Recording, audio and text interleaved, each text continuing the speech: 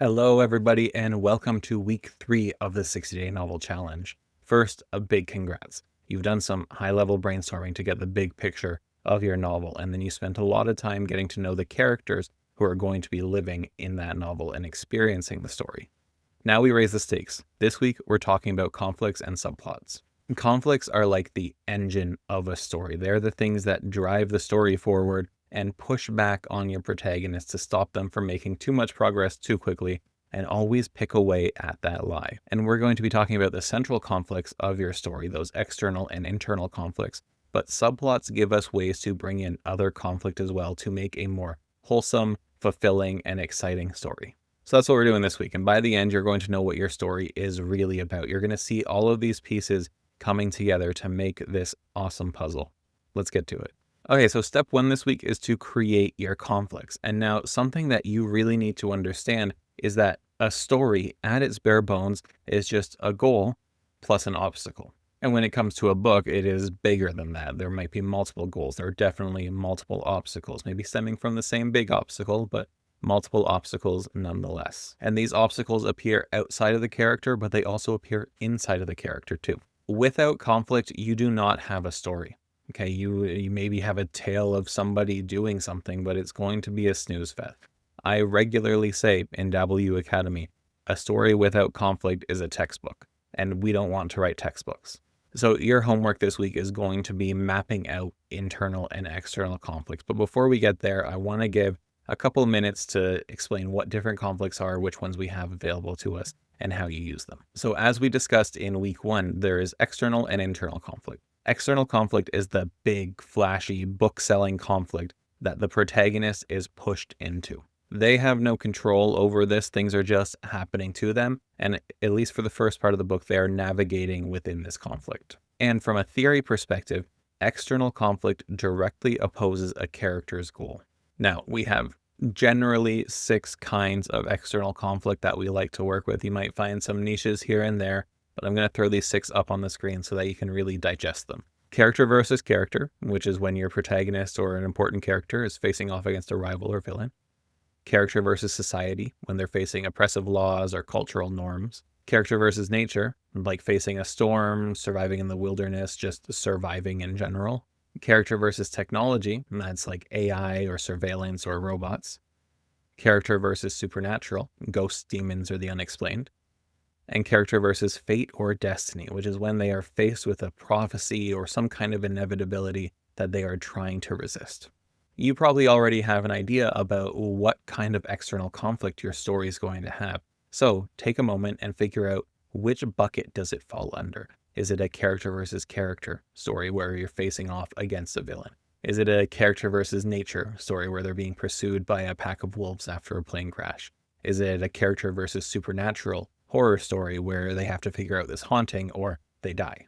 Now, you of course know what's coming next, and that is internal conflict. If you remember back in week 1, I said internal conflict is the more important of the 2 conflicts, but you can't really have one without the other. Internal conflict is the strife that a character feels on the inside, and is their flaws or shortcomings that create barriers that they have to overcome. For your protagonist and important secondary characters, this is rooted in their lie and the big hurt. And internal conflict sounds less exciting, all right? What's more exciting to read about? A fight against a horde of zombies or a fight for self-esteem? Some people will choose the latter. For me, zombies sound a lot more exciting. However, internal conflict is so important because it makes your characters more memorable and it makes the external conflict worthwhile. Now, when it comes to internal conflict, we have 5 choices. And again, I'm going to pop these up on the screen so that you understand what you have available to you. There's moral conflict, which is thinking about right versus wrong. There's identity conflict, which is when the character doesn't understand who they really are. A religious or philosophical conflict is when they have these core beliefs that are being shaken. Self-esteem conflict is all about feeling worthy or not. And relationship conflict doesn't have to do with conflict in a relationship, but a character's doubts about their worth in a relationship. So we did a lot of work into your protagonist last week, and maybe some secondary characters too. Seeing those 5 different types of internal conflict, where does your character fall? Where does your protagonist fall into those buckets? And before we get to the homework for this first step, I want to leave you with 2 big tips to help you in your writing this week. The reason we spent so much time on characters last week is because we want to understand their flaws and their strengths. We want to put them in situations where they can resolve conflicts occasionally with their strengths, but we want conflicts geared towards those flaws. The higher the stakes are, the more exciting conflict becomes. And more importantly, the more satisfying it is when they resolve that conflict. So to that end, tip number 1, really understand your characters, specifically their flaws, including their big hurt and their lie. And then tip number 2, and this is specifically for your protagonist and their lie, always pick at it. And throughout most of the story, at least the first half and going into the latter half of the second act and into the third act, you're going to pick at that lie, and they are going to maybe catch a glimpse of what the truth could look like, but retreat back into the safety of that lie. Maybe they are enjoying going on dates with someone and they think that they're starting to catch feelings for them, but then they remember, hey, I was left at the altar, so I'm going to backtrack and say, love's not worth it, I'm going to ghost this date. When you specifically gear external obstacles to pick at internal flaws, then you have the most satisfying intersection of conflicts. You'll find our conflict outline template in step 1 of week 3 in the 60-day novel challenge template. As with before, mandatory homework means you're doing this for your protagonist. If you have time or the inclination, do it for your antagonist and for important secondary characters. This exercise goes deep, okay? It's not something that you should breeze through in just a few minutes. First, you're going to start by doing a quick overview of the internal and external conflicts as you know them now. Then we get specific. Then we start talking about the different beats and outlining the internal and external conflicts for the character. That means understanding where the conflict comes from, what the key moments are in it, how it impacts the people around them, and more. Finally, you're going to come up with a short conflict summary that you can easily plug into a character profile. This will be super helpful whenever you need to quickly reference and just think, hey, how would my character act in this situation based on the conflicts I've set up? Okay, now step 2 of this week is to start thinking about subplots. And subplots are important for every story because they fill out the story, they make it feel more alive, and they give us room to add things without jamming it all into the main plot and the main conflict. On top of that, they are great for exploring secondary characters, especially for speculative fiction fans out there like me. We love getting to know our secondary characters in fantasy and sci-fi. Like, yes, give me a 300,000 word book so that I can spend 15 chapters with one character that isn't the main character. Now, unfortunately, we are not writing a 300,000 word book. We are writing a 50,000 word book in the span of 30 days. And that means we can't just jam it full of subplots because we want more. We are on a limited time here and we are trying to accomplish a specific goal. That doesn't mean our book can be devoid of subplots, though. It will feel empty. Even coming in at 50,000 words, a book without subplots will not feel like enough. But as we're brainstorming subplots, which will be your homework for this step, I want you to think about ways that it does connect and support the primary plot. You should be doing that anyway in any book, but because we're so limited on space and time here, we need to be extra diligent about it. To that end, I want you to think about 3 different kinds of subplots and if they could work for your story. The first being a subplot that relates to the main character. Now, this sounds kind of silly because everything relates to the main character. It's their story, but for this subplot, I'm talking about relationships that they've had in the past, things from their backstory that you can drag up, things that are directly related with their current situation that can stem into subplots. You know, romance, a friendship feud, maybe they're going to a protest or something. Things like that, things that involve them. The next are subplots that relate to the main conflict in some way, but don't initially stem from your main character. So your protagonist is going to a wedding, for example, and you have a subplot where their ex is trying to sabotage their outfit when they get there. Something like that. That I'm not going to be writing that kind of story, but that could work for some of you. The thing is, the main conflict of a story is not solely affected by the protagonist. Other characters are going to have an impact on that, especially the antagonist, but secondary characters may be doing things separate from the protagonist that have an impact on the plot. That is a subplot. And then, very importantly, subplots that relate to theme. These will often be things that your protagonist participates in or makes an appearance in, but it is less about their conflicts or resolving parts of their conflicts, less about moving the story forward, and more about adding to this message that we want to share. Now, what's important is that any of those 3 types of subplots that you can explore, they all have to relate back to the main plot in some way. And the main plot we know now is the external and internal conflict of the protagonist. Especially with 50,000 words, we are not just throwing subplots in there for fun. Be intentional about these. Of course, there's so much fodder for you to use to come up with these subplots as well. We have some brainstorming questions available in this week's exercises that I encourage you to look at when you go to do the homework.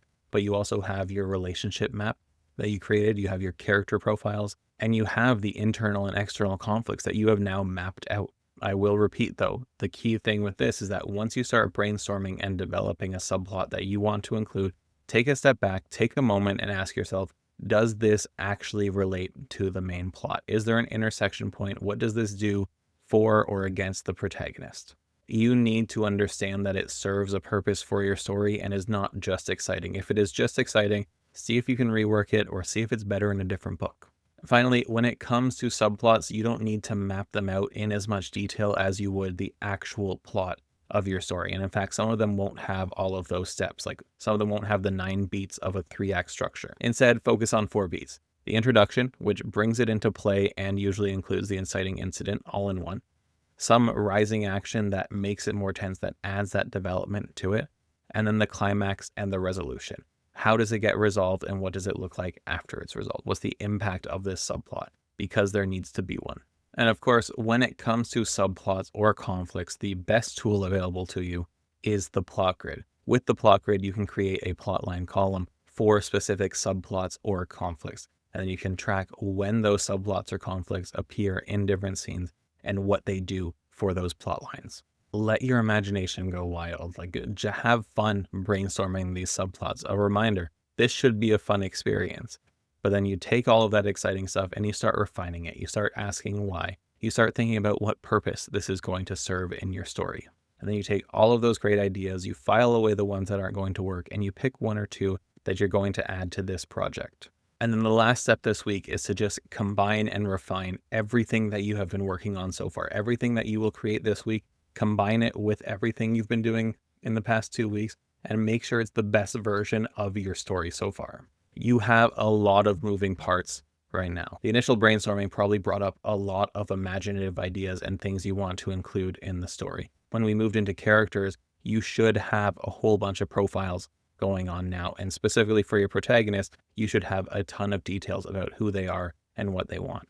Now we're adding in internal and external conflicts, and we did rigorous mapping for those. You will have aha moments along the way, but you're also going to have these times when you know things just don't click.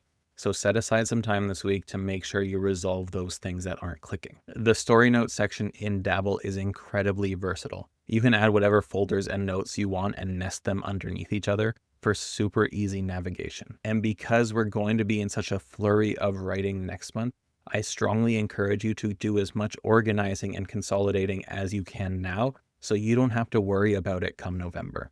And don't worry if it still feels a little messy afterwards, or if your conflict itself feels unresolved and you don't know all of the details about it.